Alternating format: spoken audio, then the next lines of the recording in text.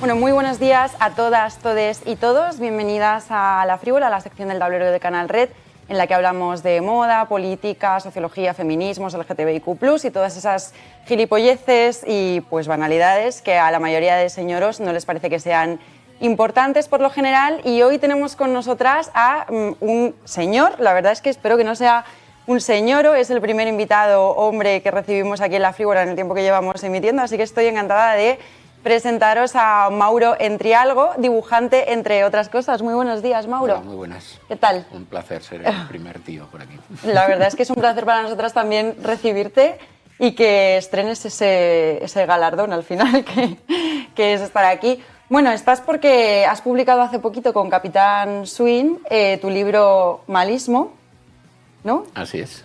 Pues empieza contándonos un poco qué es eso de malismo, qué significa. Bueno, primero hay que decir que es un libro que no tiene dibujitos, porque yo soy conocido sobre todo por hacer historietas, doy fe, y es un de letras, ensayo. es todo letras. Y bueno, he querido llamar malismo a esta estrategia de comunicación que consiste en confesar deseos y actos que tradicionalmente eran reprobables con el fin de conseguir un beneficio electoral, económico, comercial o incluso muchas veces de simple relevancia. Esto es un poco dicho en palabras finas que utilizo en el libro, pero en realidad, simplificándolo, sería el malismo es hacerse el malote para conseguir algo. Hacerse el malote con orgullo, además, ¿no?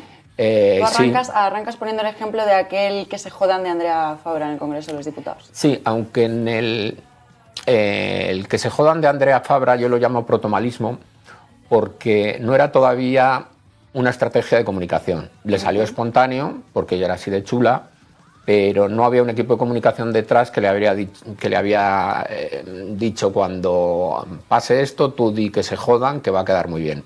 Entre otras cosas porque en aquel momento todavía no funcionaban los malismos y tuvo su repercusión y no fue del todo penalizado, pero sí que hubo una oposición en los medios de comunicación y en el público metiéndose como con que chocó todavía un poco. Chocó todavía. Normalmente. Ahora tenemos el ejemplo de Ayuso, del me gusta más la fruta de Ayuso, que eso sí que es más estratégico, ¿no? Como que busca sacar un rédito y lo lleva como con orgullo. En el libro he analizado dos malismos fundamentales en la historia reciente electoral, que son que te vote chapote y me gusta la fruta.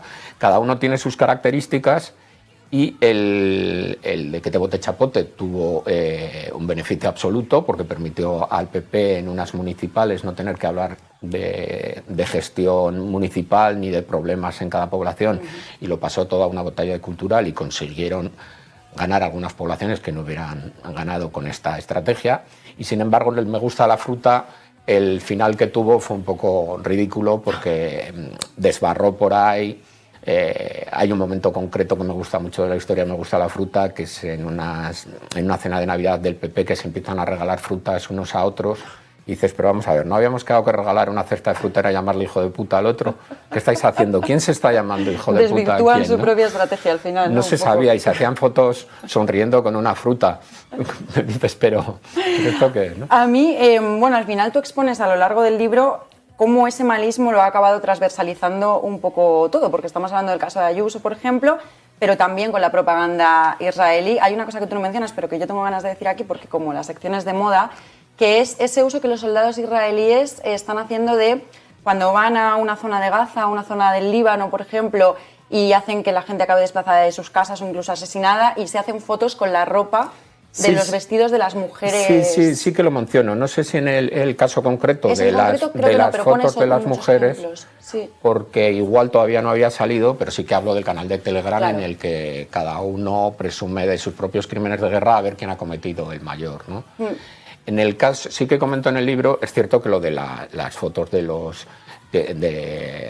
la ropa interior tienen una fijación con eso increíble, porque dijeras, no, es que fueron dos, es un caso concreto, no, es que ha pasado varias veces y en distintas zonas, ¿no? En el caso de Israel lo que sucede es que utiliza una comunicación segmentada, o sea, de puertas afuera se utilizan justificaciones tradicionales del mal, como no sabemos qué ha podido pasar ahí, son víctimas colaterales, o es que tenían debajo una base de Hamás estos niños, o todo este tipo de disculpas, pero de puertas para adentro utilizan la nueva estrategia de comunicación malista, que es a ver quién es el más malo. Lo que sucede que no es tan segmentada como era hace muchos años, porque, por ejemplo, el canal de Telegram de los propios crímenes de las IDF está en abierto. O sea, no es para ellos. Yo entraba ahí, he estado 24 horas, no he podido aguantar más, pero se puede entrar. Y en un mundo tan global como en el que estamos, cuando en sus propios canales de televisión declaran, bueno, ahora ya lo dicen para todo el mundo, pero cuando en los primeros días decían que iban a arrasar Gaza para poner chalets, era accesible desde todo el mundo esas cosas que decían, ¿no? Y desde el primer día, personajes como Ayuso, volvemos, compraban los relatos de Israel. ¿Hay un malismo internacionalista? Sí que lo hay, aunque el malismo, yo creo, de momento es un fenómeno de Occidente. Todavía creo que no ha llegado a otros sitios. Y también lo que sucede es que cuando el malismo es político, los políticos que lo utilizan siempre tienen la oportunidad de modularlo.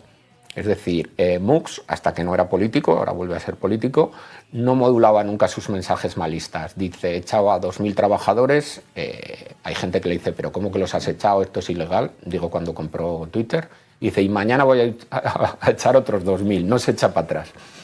Mientras que los políticos, hasta los más chulos como Ayuso, por ejemplo, estas veces que dijo aquello de que estaba en contra de la justicia social.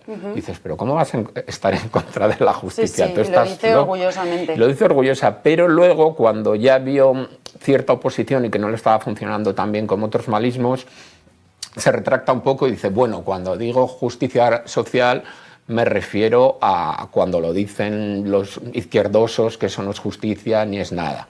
Y ahí, justamente como que tenemos un poco como el clímax de ese malismo, creo, en las últimas manifestaciones que hemos podido ver, fue las concentraciones en Ferraz.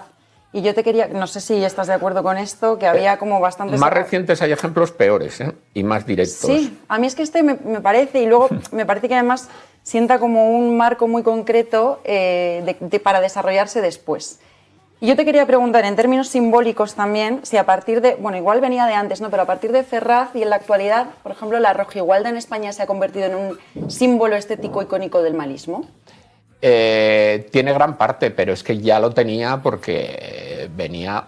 Mucha gente te dice, no, ¿por qué la gente no puede estar orgullosa de la bandera de su propio Estado? Bueno, pues entre otras cosas porque viene de una guerra civil en la que se utilizó como símbolo de la peor calaña que podía haber. Por eso hay mucha gente que todavía nos causa rechazo.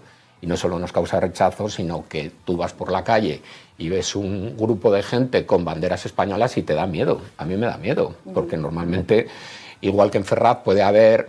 gente de distintos tipos de derechas, pero nazis es muy fácil que haya, y nazis violentos. Y por eso nos da cierto reparo. Y tú ahora mismo, que también mencionabas a Elon Musk, yo te quería preguntar, ¿cuál dirías que es el personaje más malista que tenemos ahora un poco en la opinión pública, pero con un matiz? ¿Cuál es el personaje que hace mayor gala de malismo también en su estética y cómo va vestido, que no lo esconde para nada, no lo disimula? Porque Ayuso, por ejemplo, yo creo que luego ella estéticamente sí que va como de que es normal. Sí, y ¿no? muchas veces modula, porque puede... Bueno, en el PP pasa mucho que están usando el malismo que viene de la ultraderecha, pero luego a veces se echan atrás, ¿no? Ha pasado, por ejemplo, con la alcaldesa de Burgos, que aprobó eliminar las ayudas a las organizaciones sociales que estaban ayudando a los desfavorecidos por ayudar a personas emigrantes, ¿no? Y cuando Cáritas le hizo frente, ahora se ha echado para atrás. Pues Ayuso también hace esto de echarse para atrás de vez en cuando, ¿no?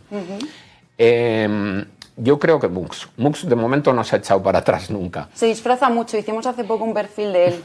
Se disfraza mucho como de... Y se disfraza de incel gamberrete, con la gorrita, esos saltos que pega ahora con una camiseta en la que enseña el ombligo.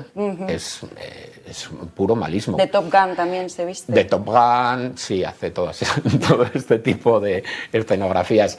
Aunque mi teoría, esto todavía no lo hemos visto, es que una vez ha alcanzado o se sabe que va a alcanzar un puesto en el equipo de gobierno de Trump, tendrá que cortarse, porque les ha pasado a todos. Cuando llegas a un poder político determinado, hay veces que la opinión pública te puede echar para atrás alguna de tus barbaridades. Y Musk no está acostumbrado a que le echen para atrás ninguna. Trump sí, porque Trump cambia de idea de un día para otro y lo que ha dicho con gran energía un día, al día siguiente se arrepiente, lo vuelve a decir con mucha energía y no pasa nada, ¿no? Que Trump también tiene un poco de hacer gala de ese malismo, ¿no? Con su aspecto de señor poderoso, malvado. Sí, pero ahí ha sucedido un poco al revés, porque el señor de corbata con pelo raro en Estados Unidos era como un clásico del señor de poder, porque venían los de Texas con sus sombreros y con su aspecto de bien vestido, pero a lo loco, ¿no? Y sin embargo, las ficciones han utilizado muchas veces este aspecto para representar a los demonios, a los grandes malos de las películas. Entonces se ha convertido en malo al revés. O sea, yo creo que el aspecto de Trump originalmente no quería parecer un personaje. Se ha acabado satirizando. Se ha acabado siendo una sátira de sí mismo. Y aquí en España, a mí me parece que hay como otra estética malista muy masculina, que es la de Santiago Abascal, no sé si estás de acuerdo, que va vestido de cazador. En un momento un poco que lo de la caza, bueno. Y luego hay sus matices también, porque dentro del fachaleco, bueno, para empezar tienen que ir prietos, porque tú puedes ir vestido igual que Abascal y no ir de malote, pero si te queda mal la americana y va prieta, unas cuantas tallas ya eres más malote. Y luego hay matices, por ejemplo, con el fachaleco, que está el fachaleco cutre, prieto, que te has comprado en un lado porque eres medio nazi y quieres hacerte un poco el señor, y luego está con el que rato entra en la cárcel. El fachaleco con el que rato entró en la cárcel no es el fachaleco normal, es un fachaleco ya de cuadros, es de un señor como... No es del malote de la calle, es ya de un malo de robar a lo grande, ¿no? Ahí, mira, es que se me juntan dos cosas que tenía en la cabeza que quería plantearte. La primera, ya que estamos hablando tanto de hombres, a mí me ha llamado mucho la atención un capítulo que tienes en el libro, que es el de los avatares del mal, que plantea un poco, ¿no?, cómo esos avatares a los que admiran los incels, los señoros que más reivindican su señoridad, y cómo aspiran a ser como ellos en el mundo, en el éxito, en lo estético y reivindicar ese mal, ¿no? Y claro, a mí esto me lleva a pensar un poco cómo los referentes hipermasculinizados toda la vida han sido el malo del Medio Oeste, el malo que hace la guerra, el malo mafioso, que es verdad que a veces tenían como ese bagaje de no, lo hago por salvar el honor, lo hago por salvar a la comunidad, tal, ¿no? Como una justificación un poco moral que igual no se ciñe tanto al malismo, pero sí que quería preguntar si no han ido siempre un poco entrelazados el malismo y la masculinidad aspiracionalmente.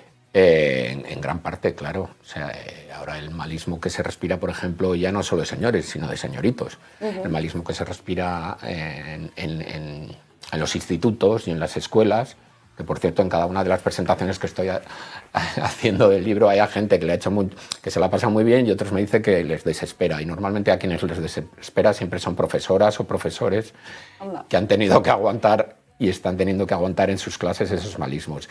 Y en las clases, bueno, hay estadísticas, son los tíos los que son verdaderamente malos, ¿no? Afortunadamente tenemos por lo menos la mayoría de las tías no están tomando la vida así, ¿no? Pero es principalmente una cosa de tíos. También es verdad que como en cualquier aspecto en la sociedad, cuando una tía se quiere meter en eso, tiene que serlo 5 veces más. Igual que una tía para poder escribir tenía que ser 5 veces más lista que el tío que escribía, para ser malista tienes que ser 5 veces más. 5 veces más mala. Entonces por eso Ayuso destaca mogollón, pero no es porque haya muchas tías, es que porque las tías que hay lo son más chungamente, ¿no? Fíjate que yo aquí veía una diferenciación de género que yo no sé hasta qué punto es una movida mía o no, pero que liga también con lo que tú decías antes de lo del chaleco de rato, que es como más pijo clásico, ese malismo pijo clásico. Y yo veo que el malismo que ejercen las mujeres actualmente tiene más que ver con una perspectiva de clase y el de los hombres tiene que ver con una perspectiva de defensa de los privilegios patriarcales. Y te pongo dos ejemplos que yo no sé si tú has visto. Ponme ejemplos porque no sé si lo he pillado. En TikTok, por ejemplo, hay dos cosas que se llevan, ¿no? Unas son mujeres, se habla mucho de bolsos en TikTok, ¿vale? Me encantan los TikToks sobre bueno, bolsos. Eso depende del algoritmo que a ti en los que yo veo muchos bolsos de lujo, bolsos, ¿vale? ¿no? Muchos bolsos de lujo. Entonces, hay gente que dice, mi primer bolso de lujo, me he comprado un Michael Kors, que a lo mejor es un bolso que cuesta 150 euros. Entonces hay otras mujeres que salen y responden, ¿os parecería que es un bolso de lujo de verdad Michael Kors? Pero si eso es de pobres, ¿no? Como bueno, un malismo de clase, si estos son los verdaderos bolsos de lujo. Y luego están los trends de las influencers que van al campo. Esto no sé si lo has visto, que son... He visto algunos. Influencers que dicen ropa para ir al campo. Ropa para ir al campo que dices, no, que vamos, claro, que te agachas, y se visten, vamos, que no pueden... pisas una mierda de vaca y se te ha roto todo el Total. look. Y se las ha criticado desde gente que trabaja en el campo y les han dicho, no, te tienes que vestir para ir al campo así, con el mono y no sé qué. Y ellas siguen haciéndolo. Ahí hay como una perspectiva de clase en el malismo de las mujeres, veo yo. Yo es que tampoco he visto tantos vídeos, pero en estos pocos que he visto claramente, porque además demuestran otra cosa. Vamos vestidas así porque si pisamos una mierda y se nos destroza, da igual, tengo más ropa. No soy como vosotros que no tenéis nada. Y sí que es verdad que, por ejemplo, esto de ponerse al Joker o al Patriota o al de Tyler Durden como avatares de tu Twitter, no se lo he visto a ninguna chica. Eso es verdad. Sí. Hombre, no nos inspiran mucho glamour, yo creo, ese tipo de sí, pero de referencias. Ni a las más malistas, ¿no? Igual se ponen, sí, algún icono de lujo, ¿no? Y te quería preguntar también, porque parece que el malismo se identifica mucho con esa incorrección, ¿no?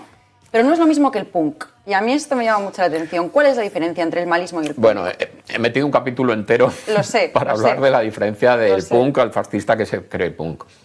Pues el punk, partiendo de hechos que pueden parecer parecidos a otros que hacen gente desde el poder, pequeñas gamberraditas, el punk lo que hace es señalar cosas. Con tus pequeñas gamberradas señalas a los poderosos, señalas una moda ridícula, señalas opresiones.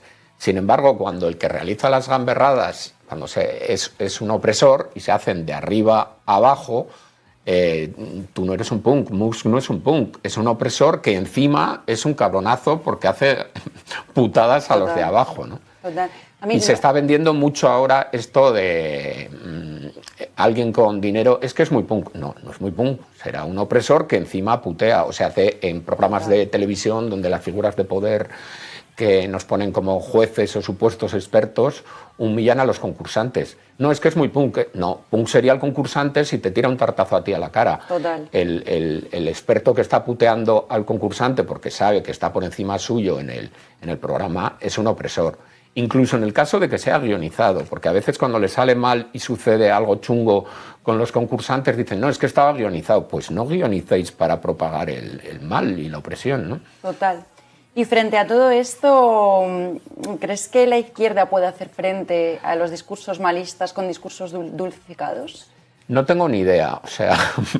Con magdalenas y cosas en plan como... Una de las razones para escribir el libro ha sido la terapia personal. O sea, porque yo veo que entre los malismos, si los denuncias y los señalas, estás dándoles bola, estás haciendo algo a favor del que quiere mayor relevancia. Y si los aplaudes, pues los has aplaudido. Y si los ignoras, ha habido casos como Albiz, que los medios de comunicación lo estuvieron ignorando, pues siguen creciendo y llegamos hasta que en las elecciones europeas tuvo 800.000 votos. Entonces, como no sabía qué hacer, digo, hago por lo menos un libro y señalo que esto existe. Y creo que el hecho de que le haya puesto un nombre y que veamos que existe... Nos da herramientas para poder ver qué hacemos a partir de ahora. Nos puede dar herramientas. Que esa herramienta sea ser muy dulce o responderles con mayores cabrenadas, no lo tengo nada claro. Pues tendremos que investigarlo. Bueno, vamos a ir acabando y yo para cerrar me quiero quedar con una de las últimas frases que dices en el libro, que dice: la incorrección tiene ya poca gracia como broma, porque ha sido asimilada por los poderosos y es ya una de sus armas recurrentes. Y hablas un poco de renunciar a la incorrección. A mí, como fan acérrima de Bikini Kill, me toca un poco las narices tener que renunciar a la incorrección. Yo no digo que haya que renunciar a la incorrección. Digo que voy a matar a mi personaje Herminio Bolaestra porque me parece que sus historietas cada vez son menos graciosas. En en un ambiente en el que todo el mundo está borracho y dice barbaridades, en una sociedad de todo el mundo meando en las esquinas, que aparezca un borracho más y diga otra incorrección, no tiene menos gracia. Cuando tiene gracia es cuando este mecanismo que yo llamo en el humor la ruptura de protocolos, que en un espacio concreto, en una sociedad en la que hay unas normas muy establecidas, si entra un personaje, como puede ser un niño, un aldeano, un borracho, y dice alguna cosa incorrecta, hace gracia. Pero si todo el mundo está sacándose la chorra, pues no hace gracia hacer bromas. Total, yo creo que al final eso no es incorrección, al final apuntala el poder y es la corrección disfrazada de incorrección. Las incorrectas somos las feministas, que les tocamos las narices. Y ahí se nota que tocáis las narices porque por eso sois el objetivo prioritario, ¿no? Pues muchísimas gracias por estar con nosotras hoy, Maura, ha sido un placer. Y